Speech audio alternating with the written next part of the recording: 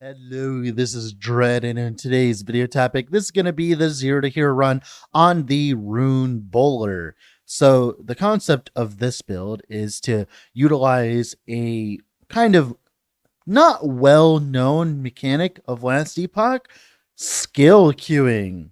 So, the way that this works is if you are holding two different buttons on your bar, let's say your right click and your Q, what will happen is there is a priority of which spells your character will use first. So if I have my, let's say, Volcanic Orb on my Q and I hold it down, and I have my Rune Bolt on my right click and I hold it down, what will happen is if I have mana, I will cast Volcanic Orb off cooldown, and then while it's on cooldown, I can actually cast a Rune Bolt, right? Then as well, then when I'm out of mana and negative, I can actually cast Rune Bolts until I'm positive mana again to cast Volcanic Orbs. This ends up allowing you to spew out a bajillion Volcanic Orbs. Trust me, as you scale more and more cast speed, you can spew out more and more Volcanic Orbs as your mana becomes better and better. And this ends up allowing you to just play a Volcanic Orb spewing mage without having to stack 1000 mana. And you also are able to do this on day one of the character, which is specifically why this is so strong. The fact you can have Volcanic Orb endgame DPS on day one is pretty crazy, especially for this build, right? And it's all because of Rune Bolt. Now, I may shit on Rune Bolt as it does literally no damage, but at least it has some utility, much like, of course, AOD. To the fact where, I'll be honest, I don't think I can shit on Rune Bolt anymore. Sure, like I said, it does no damage, but it gives you so much mana on such a good vehicle for getting mana in terms of cast speed that this might spawn a few builds in Runemaster. Like I could see playing a Glacier build utilizing this. Then you don't have to stack a bajillion mana just to play Glacier. You could do a few different things. You can even do Static Orb if you really want to. There's a few different ways you can go about this, and I'm really happy to explore it eventually. But here we have the Volcanic Orb version.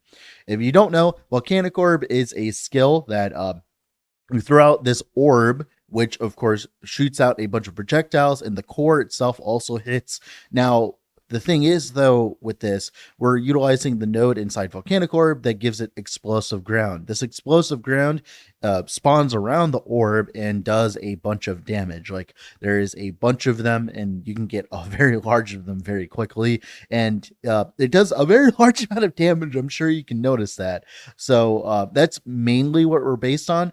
But you could play a shrapnel-based version of Volcanic Orb. The only problem is this version is way more reliant on plus levels to skills. As to get the maximum out of it, you do need to actually put a bunch of points in the tree.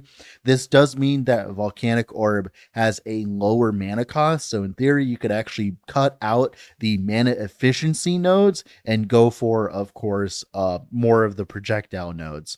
Now, what's interesting though is we're actually kind of happy that Volcanic Orb has a large mana cost. That is because of all of the mana spent gained as ward. So like for instance, we have mana spent gained as ward on our chest, on our helmet, and including Rune Bolt. Rune Bolt gives us like 120% mana spent gain as ward. That means whenever we actually cast Volcanic Orb, we end up with a large amount of ward. The only problem I have with this is it's the weakness that every single mana spent gained as ward build has, where what will happen is you stop spending mana, you stop gaining ward, which means whenever you're not attacking is time you're losing ward, which is not very good for us. But thankfully, this small weakness the build has can be fixed by just simply investing into a Vessel of Strife setup later on. And trust me, this build could easily kill T4 Drilla. Trust me, like that is not a problem. So getting a Vessel of Strife is just a few grind sessions away. It's not that big of a deal, which means you could start investing into that and getting all that ward per second, which would make up for the fact the weakness of mana spent gain is ward. So this build has a good future. Now, with all that being said, let's start talking about the build. Now, if you haven't already, I would heavily suggest leaving a like on the video and subscribing to the channel, as that is the best way of currently supporting me, and it's the best way to show me that you want more content like this on YouTube. Ah, character select screen. It's like as if we've been here 9 other times. This time we're going to be calling it Rune Bowling. That's actually because if you've ever played Volcanic Orb, it always feels like as though you're like playing with bowling balls, and it's very satisfying. So we're going to be leveling as the normal glacier setup up to a certain point. What's beautiful about Volcanic Orb is it actually matches glacier in terms of damage, as long as you're ready to sustain your mana with like mana strikes and stuff. Volcanic Orb can do a very large amount of damage and definitely makes up for the amount of mana that you end up spending on it, in my opinion. Like, it's kind of weird because Volcanic Orb in its history has been notoriously a bad skill for a very long time, but as they have added ways of gaining mana back in appropriate manners, it has slowly made Volcanic Orb not shit. Like the fact that we can get mana regen so high, the fact we have the focus nodes and we have the flat mana to get so high, the fact Mana Strike can get so much mana back, and now Rune Bolt, it makes Volcanic Orb go from 0 to hero. Okay, I'll see myself out. I feel like every time I talk about glacier leveling in this series, I lose like maybe a year off my life, as you know, it's really annoying beating a dead horse. Yes, glacier leveling is good. Who would have thought? I've tried leveling as like lightning blast before, which that functioned until they removed the node that allows you to gain increased damage and crit chance per time it bounces to you. They made it so that you can only do it once instead of having it stack infinitely, which is very obnoxious, as it was one of the main ways you could make lightning blast actually function as its own skill without utilizing the node that makes them chain to the same target. But of course, like that's a little too OP in my book, but Glacier's totally fine. Ah, rip bozo, time to move on. Goodbye, Mr. Harrispex. I am the mage. I cast a giant fucking piece of ice at you. I am the mage. I summon an even larger piece of ice this time. An even larger piece of ice after that. I summon even larger pieces of ice at you. All right, now we're actually to the part of the run where it's fun. Here's Volcanic Orb. So, Volcanic Orb isn't really worth leveling with, in my opinion, up until you get to the explosive ground node. I kind of made a mistake swapping to it this early, but let me tell you, I was so bored with Glacier at this point that I wanted anything other than playing with Glacier. But unfortunately, that means playing with Volcanic Orb before we have all the good nodes. Holy fucking shit, dude. I thought I just sneezed my goddamn entire colon out. Ugh, fucking hell. Now, this is where Volcanic Orb really starts to pop off when you get the explosive ground, as most enemies, at least bosses, have very fat asses, except for very specific ones like Orbis and maybe the light Harbinger chick, right? Meaning that they get hit by the overlaps. Now, something very interesting, you must be wondering, Dread, couldn't we scale area percentage to make the overlaps better? Well, Timmy, you think that you'd be right assuming that, but unfortunately, when EHG did the pass on giving increased area to everything and giving the area tag to everything, Volcanic Orb was unfortunately one of the skills that did not get that tag for its sub skill. So if you hover over explosive ground and you look at its tags, it does not have the area sub skill on it, meaning that it does not scale with area, as I have tested it extendedly, trying to figure out if area actually did anything. And let me fucking tell you, it really does fucking not. Rip Bozo number 2. Goodbye, Mr. Emperor. Rest in piss. Goodbye. That's actually the best thing about Volcanic Orb, in my opinion, when it comes to this. It just ends up feeling so good for leveling in general. Like, instead of throwing out a bunch of large pieces of ices, you summon a bunch of small volcanic explosions, which end up being just way more entertaining to watch than a giant fucking piece of ice. Like, who thought watching a giant piece of ice move would be entertaining? You know how slow glaciers move? They move as fast as like your fingernails grow. Like, dude, like seriously, like, ugh, fucking hell, I hate glacier leveling so much, dude. Like, you gotta remember, I've been playing Last Epoch for 4 years, and we've had the same glacier leveling meta the entire time. So whenever I get to level as anything other than glacier, I thank the Lord, as it is my only respite from this hell that I've created for myself. Yeah, the thing I really like the most about Volcanic Orb, though, at least this version, is the fire and forget kind of nature where you put it down and you just move on. Most leveling specs that end up being like this end up feeling very good in the end, as of course it's just nice being able to do damage while you're on the move. And what's interesting, as the damage on the volcanic orb explosions are high enough that you end up just stunning enemies while they're inside of the volcanic orb AoEs. And eventually as well, you can actually scale chill chance and of course slow chance, making it so that they kind of stay in the AoEs as well. Like, I don't know. Volcanic Orb is like the fact that Volcanic Orb works and functions in this day and age just brings me so much joy in comparison to, like, I don't know, a big fucking piece of ice. To give you an idea of how much damage Volcanic Orb does while in the campaign, here's Hearten, or should I say was Hearten. And then here's Spymaster Zarek. Unfortunately, our stun chance is pretty high, making it so that he keeps closing his trap, unfortunately. Uh, most of the time, anyways. This time he actually isn't, which is good for us. There you go. Bye, Zarek. Raggy, room of warnitis. Now, after leveling as a Fire Volcanic Orb, we can actually play around with Cold Volcanic Orb. Now, this is where things start actually getting interesting, as we can do a gigantic respec and actually play the build that we're supposed to be playing. So like I said, the idea is we utilize Rune Bolt to get a large amount of mana. As you can see, even right now, we still get a large amount of mana, and then we can spew out Volcanic Orbs doing that.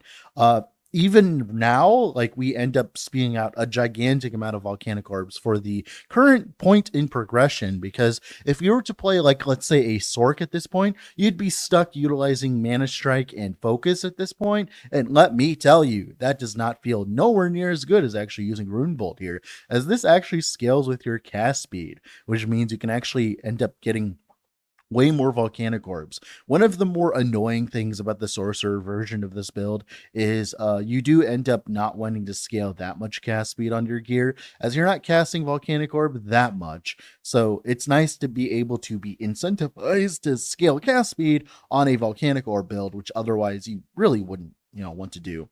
Now, of course, as you can see, our volcanic orbs actually move a decent amount. What's really cool about volcanic orb in general is it has a variable speed modifier, because you can utilize idols to either remove speed or add speed. You can also add speed on of course, the skill tree for it, and you can also add speed utilizing the idol. This means that you can actually choose your speed on volcanic orb.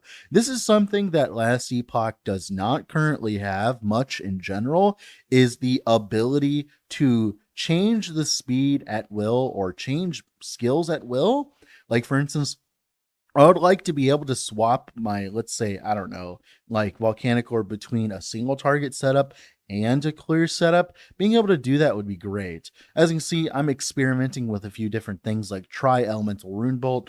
That was bait. Don't do Tri-Elemental Rune Bolt. Just use just normal Rune Bolt, normal cold Rune Bolt. Trust me, it's so much better in the end. But yeah, there's the first mono of the character. All right, now we get to really see how much damage Volcanic Orb has. As you can see here, we are just pumping out Volcanic Orb. As you can see, we actually put on Ice Barrage as well for the 60% more damage modifier, and it actually does a lot of damage as well. But there you go. Goodbye, El Bozo. Now, Ice Barrage actually is very good in this build, as not only does it give us access to a global 60% more cold damage modifier, making going cold Volcanic Orb feel a lot better, it also just gives us even more damage, as, you know, it's easy to weave it in general, and Ice Barrage does a surprisingly large amount of single target damage. Like, Ice Barrage low key, like, is a very good skill that I don't see utilized that often. It's very good for not only doing like armor shred stacks, it's very good in frostbite builds. It just has so much utility that it ends up feeling so good in endgame. Just having extra damage, extra, you know, like even if you're running like, let's say the shock rings, they give you ward, they give you a lot of ward because of that on single target. Like overall, Ice Barrage, like, very good skill. The only problem I have with Ice Barrage right now is if you're to try to go with a clear version of Ice Barrage, it's not as good as it could be, but it's still serviceable. Here's Rye. You know, you could say that this chicken is fried. Actually, no. Just like Gordon would always say, fresh, never frozen. You know what? That actually makes no sense in this point. Like, I don't know. You know what? Rip Rye, who cares? Oh yeah. I should probably bring it up though. Fuck. This build sucks at loot lizards, mainly because Volcanic Orb doesn't move fast enough to kill the lizards. So you kind of have to play this game of hot potato. Thankfully, um, if you don't know how loot lizards work, is they only disappear after 20 seconds of you not tapping them. So if you do damage to them, like if you go and give them a love tap here and there, and then, you know, you go and kill the others, you can kind of play a game of hot potato between them and make sure that you're killing them all. Now, this is where I actually get the second Volcanic Orb speed idle, which means Volcanic Orb can just sit there and do damage, which helps a lot as the fire and forget nature of it works very well in the early monoliths. Although later on, I do actually choose to go with a faster Volcanic Orb for clear, specifically because we have plenty of damage to kill trash. Generally, the stationary Volcanic Orb is very good for you know, for single target, as you want to, you know, just plop a bunch of fucking orbs on their ass, right? But, you know, of course, yeah. Another thing I want to note before I go into Psych Ward is the fact that I don't know if you've noticed, but our ward is pretty good. That's because of the aforementioned mana spent gained as ward on top of Rune Bolt being very good, it turns out. Now, Rune Bolt may deal no damage, but its utility is absolutely stupendous, as not only gives us 21% more damage globally, it also gives us the 120% mana spent gain as ward. It gives us some mana regen, and then of course, as we're casting it, we get all of the benefits of the cast, like the gain ward on cast triggers that Runemaster has. It's just it just melds so well with the Runemaster's kit that I'm just surprised I never thought of using it this way. The only problem that I have with it now is I would just like a build maybe where you could, you know, I don't know, use Rune Bolt as a damage thing, or like a skill that, or like an like there should be like an item that like reduces your mana, or like makes every single spell you cast cost like, I don't know, like 20 mana, but makes that skill do like, I don't know, like 200% more damage. I'm sure there are some ways of doing that without breaking the entire game, but like I've rambled long enough in this specific clip. Now have I? Come here, Lagon. You can ponder the orb if you want. Hi, buddy. Have some orbs. Oh my god, he's gonna die so fast. No, get him, get him, get him, get him, get him, get him, get him, get him, get him. No, no! I'm angry. I'm so angry, dude. I'm so fucking angry. I'm so fucking angry, dude. You can't do that shit to me, bro. Come on. Come on, bro. Really? You're gonna do that shit to me? You fucking dick waffle. Ugh. That was unfortunate. We almost did it. We almost skipped the Lagan. Dude, this is gonna make such a good Zero to Hero episode. We almost skipped Lagan, dude. That was sick. Alright, coup de grace, I guess. It's not as fun, though. It would have been a lot more fun. Also, we got cold damage, too. Jesus. Dude, this run is blessed. This run is giga blessed, dude. What the hell? This is like super blessed. What the hell? Ah, after that disappointment, now we can go to the fourth mono. As you can see, slowly as we get more and more cast speed, our volcanic orbs per second ramp up significantly. This pleases Dread significantly as I like the orb. The orb is cool, especially the cold orb. For some reason, it just has this kind of like nice animation that isn't like overdone, but it just looks very satisfying. Of course, you know, like it looks very dated as it is, 4 years old. But for being 4 years old, it looks pretty good. Like hell, people still play Diablo 2 to this day. That looks like as though it was made on a toaster. So, woohoo! I mean, actually, theoretically, if you think about it, it was made on a toaster. Like there are smart toasters that could run it at this point, if you think about it, right? There once was a dragon whose name was Timmy. Took a volcanic orb to the willy, howdy ho, howdy ho, and now he's dead. Now let's talk about CFC. If you don't know, CFC actually gets you a very large amount of wards still. It gives you like, I think like your intelligence times whatever every like 0.5 seconds. And that's pretty good. It's still good to the fact where I really wish they would fix runic invocations. You know how many failed Runemaster builds I have because of runic invocation?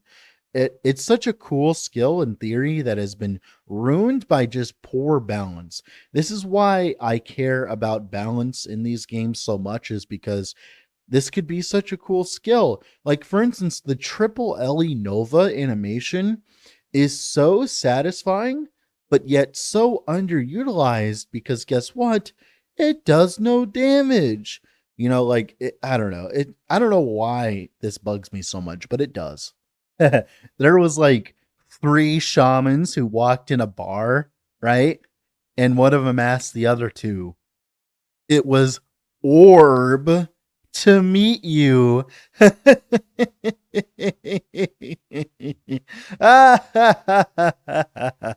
So I was live streaming this. I'm sure you can tell. I accidentally bugged Herat. As you can see here, he's effectively immortal, but he can actually still do damage. But it's a good example to see how many volcanic orbs we get to spew out here. Like you can just see how many we can just spew out. Of course, we can't kill Herat, but we can definitely, spew the mana. But there you go, he's dead. Now here you guys can see the full power of the sun, or in this case, a frozen sun, I guess. I don't know. But here's Elder Gaspar. Well, or should I say, was Elder Gaspar. Now we have the Harbinger of Fear. I don't know. I have nothing to fear. You should fear me. Here, see, as you can see here, the ward is just so strong that I can just kind of just sit here and tank it. Unfortunately, the female Harbingers, they like to move around a lot, meaning that, of course, we don't get to do the beautiful thing and kill them instantly, but we still kill them pretty fast. Oh, he throws the bowling ball and strike. And she's out of here. Now, here's our first empowered mono. I just want to let you guys know that it's probably a good idea to take one of the volcanic orb speed idols out, as it turns out it actually ends up making your build feel a lot better for clear. I was under the impression that stationary volcanic orb was a lot better for clear, but I was sorely mistaken. As it turns out, when you just have them moving across the screen and being ranged, because like when you play this on single target, it's kind of played as like a melee build, as you need to be close to them to throw the volcanic orbs out. But if you have speed, you can actually play it as more of a range build, as I'm just used to playing with Mana Strike, so I'm just used to having to be next to things anyways. But thankfully, with the way Rune Bolt works, as it is a projectile spell, you don't have to actually be on people's dick to actually, gain mana back, which means you can actually play this as a range build, unironically. So I haven't done this until later in the footage, but I would suggest doing it now, around now.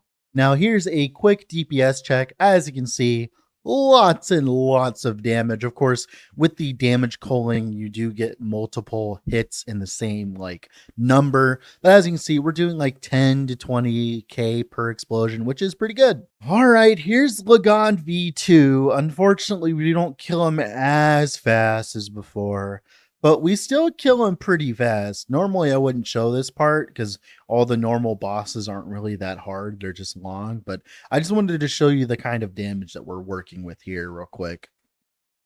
Now here's the Harbinger of Chaos kill. It's around 44 seconds long. And to give you an idea of how good that is, the average kill on this guy is like maybe 2 minutes, I think, is the average. So we're about double as fast the average. And I'm sure you can guess that's pretty good. The fact that I've done so many Harbingers in a row, though, that I know the average amount of time a build would spend on it when it gets to them is kind of cool. As now I can kind of like gauge a build's strength based on it. Who would have thought? That's probably what I'm trying to do, huh? There once was a boss. His name was Orbis. Took a volcanic orb to the dick. Heidi ho, Heidi ho, Heidi ho. And now he's dead. Here's a quick clip. It's 170 corruption. I just want to let you guys know, with the current setup of the build, at the end of the push, I was having a little bit of difficulty dealing with ailment mobs. That's because we weren't really gaining that much ward per second. All of our ward is kind of bursty, while of course poison just completely erodes your entire defense. So you definitely want to invest into ward per second eventually. I just want to give you guys a little bit of a warning on it, because like I did get kind of caught off guard with how squishy we were to dots. I even introduced some armor, like armor stuff, like the less damage taken over time based on our armor rating and all that. Like I did try to incorporate some of that later into the run, but I would definitely try to shove on an Oracle Amulet when you can.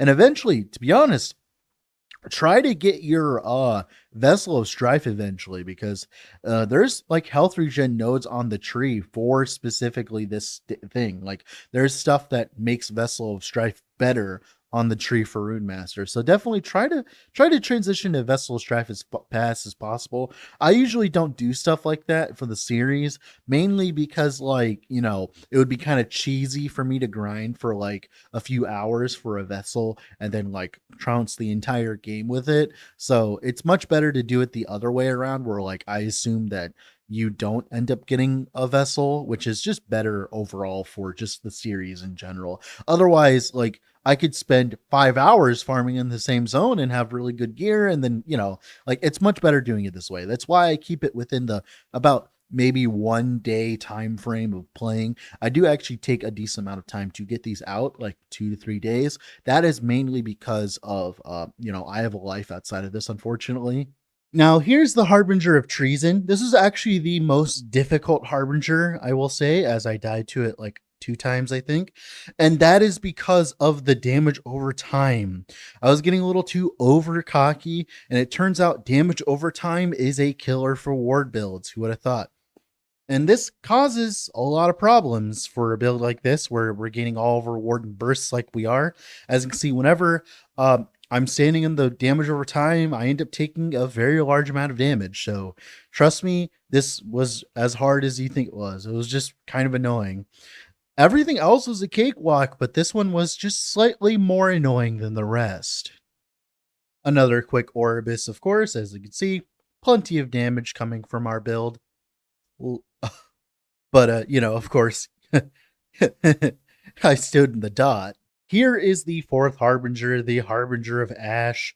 Whenever we get to actually burst him down, we do plenty of damage. His hitbox is much bigger than the light Harbingers, which means we do significantly more damage to them than we do to the light Harbingers.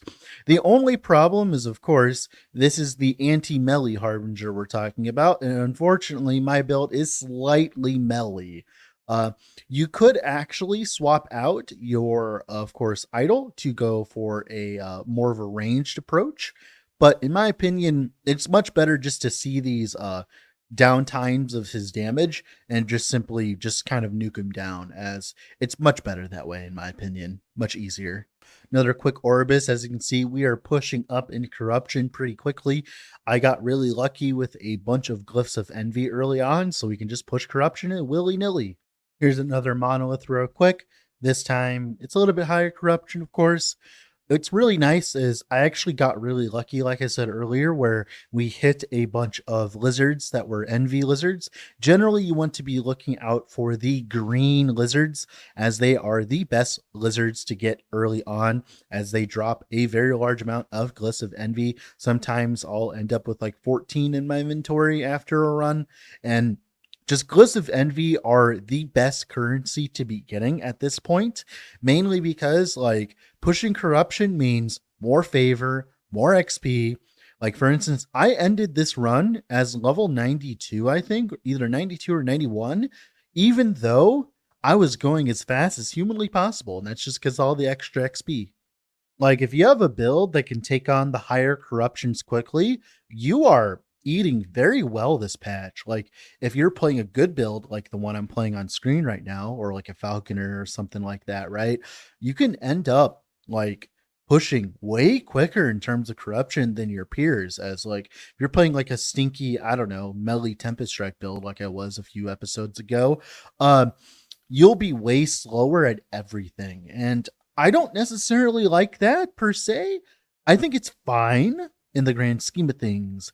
I just don't like it because it just shows how imbalanced the game is currently. Now, what I'm doing right now on the screen, like I said, like the volcanic orbs, it doesn't really feel that overpowered per se.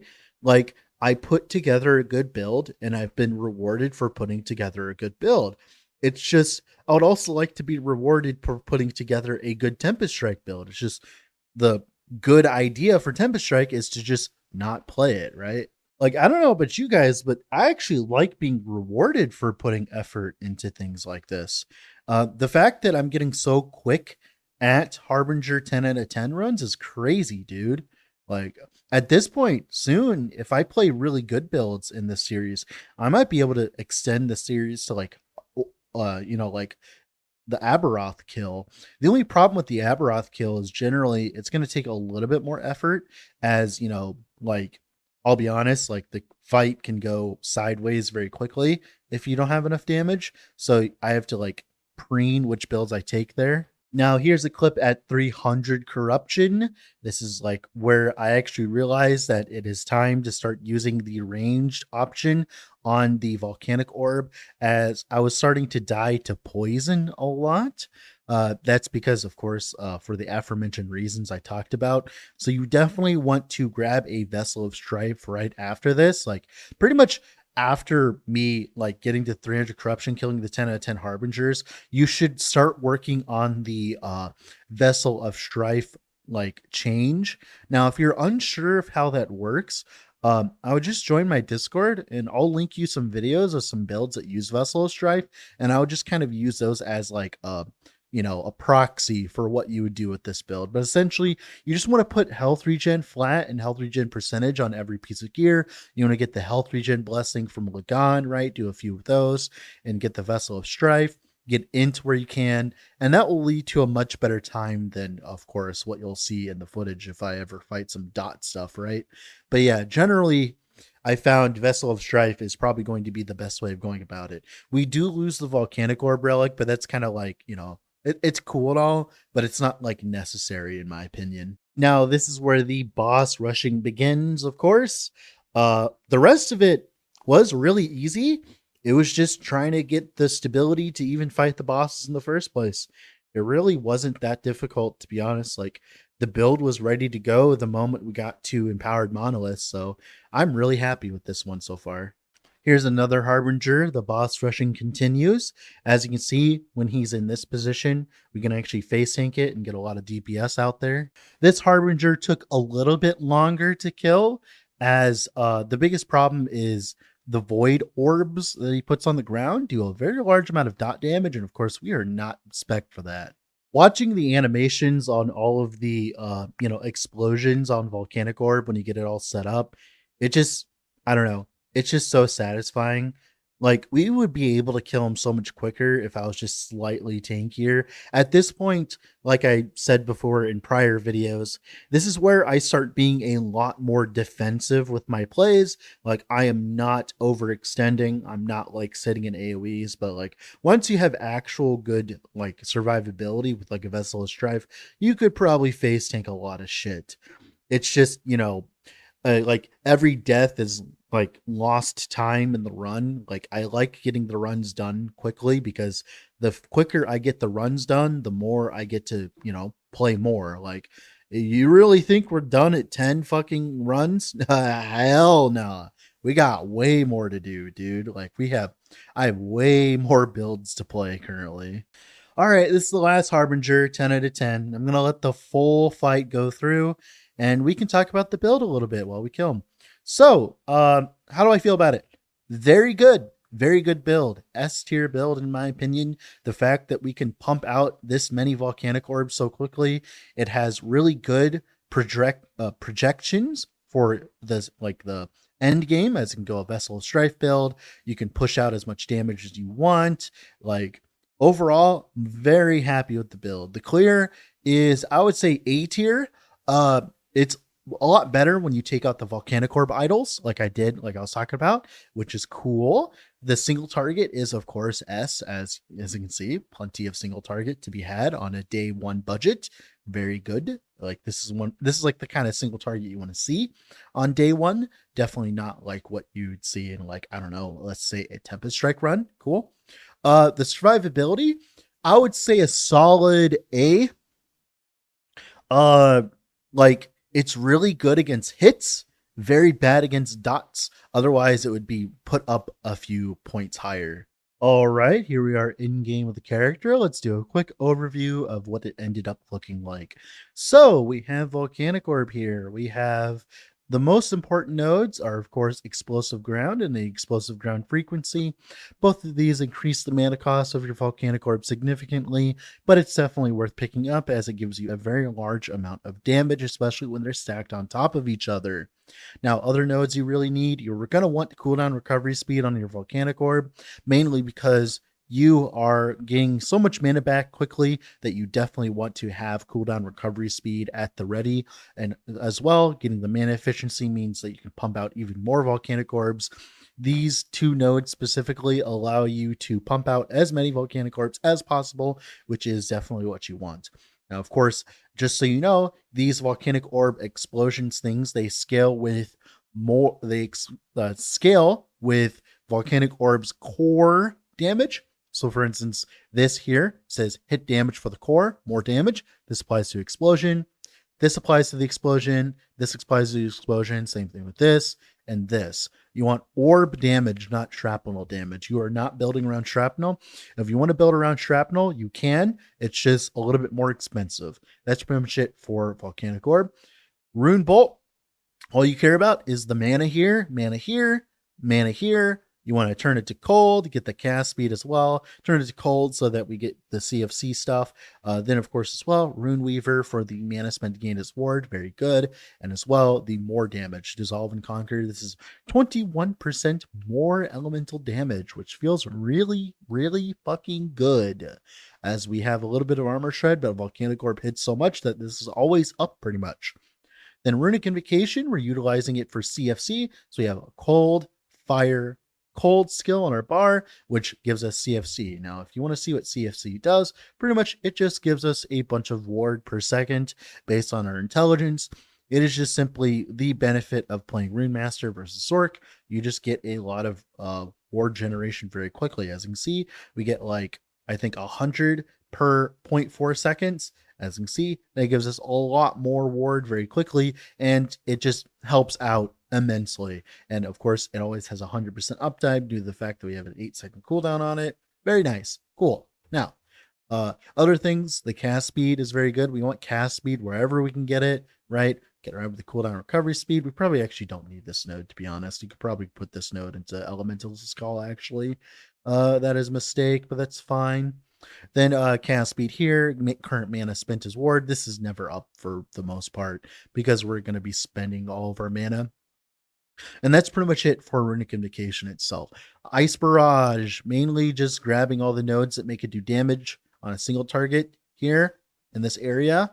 And then, of course, we go for the Ice Shield to grab Frost Armor to make us deal more damage for 4 seconds. Now, of course, we can get the cooldown recovery speed down further with, of course, investment, but eventually you would want to get some cooldown recovery speed on your gear to push this down slower, like lower, so that we can get a more uptime on this. That's pretty much it for Ice Barrage.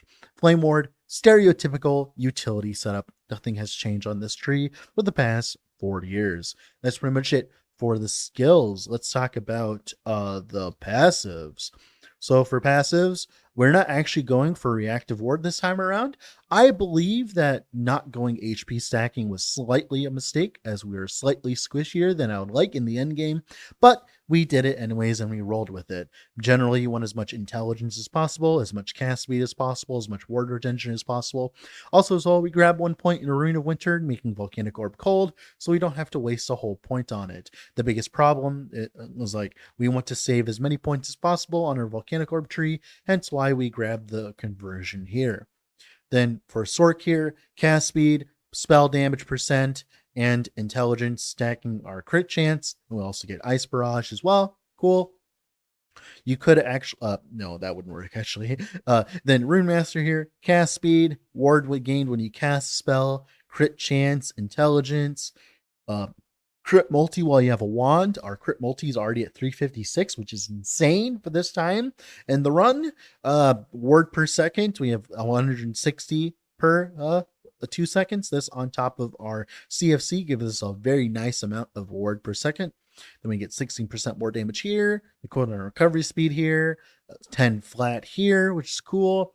Then, of course, the ward on crit and the crit multi. Eventually, we'd fill out Celestial Doom when we had a chance, and that's pretty much it. Eventually, you'd also fill out Sanguine Rune Stones and as well the health regen here if you're going for a vessel setup, which you should eventually go for.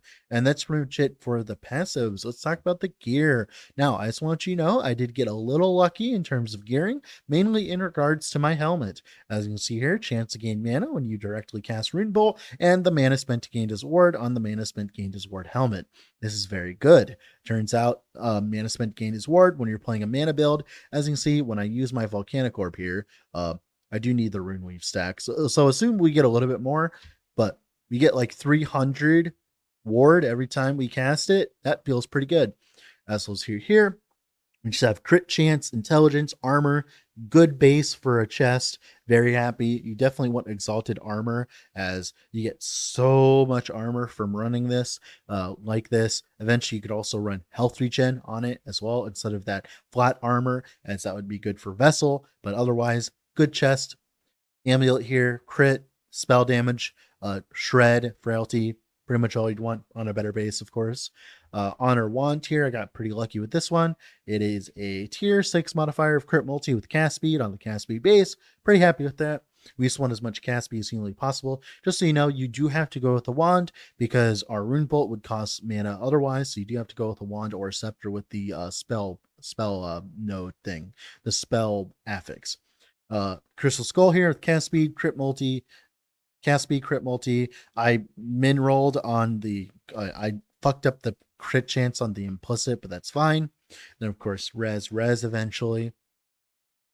Ring here, intelligence, crit, resistance, Crit Avoid, it even got some elemental damage as well, which is cool.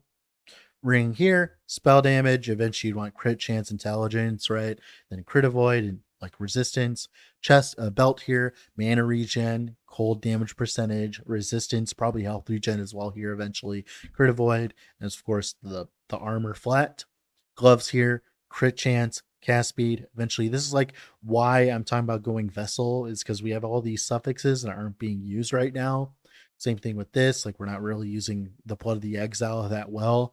Like we could swap out of the Blood of the Exile eventually and go for boots that are better for us, but Blood of the Exile currently just gives us a nice amount of intelligence and movement speed, but you could definitely make this something better. Then of course we're using Eye of Erexia, gives us a lot of cooldown recovery speed for Volcanic Orb. Right now we're at 0.5. Without it, we go to 0.8. This could be solved if we grab this node here to get even more cooldown recovery speed. We just take out a point somewhere around here. We get plus levels of Volcanic Orb, something like that, and that would fix that. But of course, this just gives us percent damage on it and 20% cast speed. The most interesting thing about this is it's actually a pretty good base in general for cast speed stacking, as it can get all the way up to 22% cast speed. If you put more cast speed on this, that would actually feel pretty good if you're to go with the non-Vessel route. But I think Vessel is much better for this. But Eye of Erexia is a really good cheap relic that gives you a lot of damage very quickly. And of course, as well, reduce speed. And then you want mana spent gain as well in the suffix. Same thing here. And then everything else is resistance. And that's pretty much it for the character. That's pretty much it for the build. With all that being said, this has been Dread. Off to go do something else. Bye.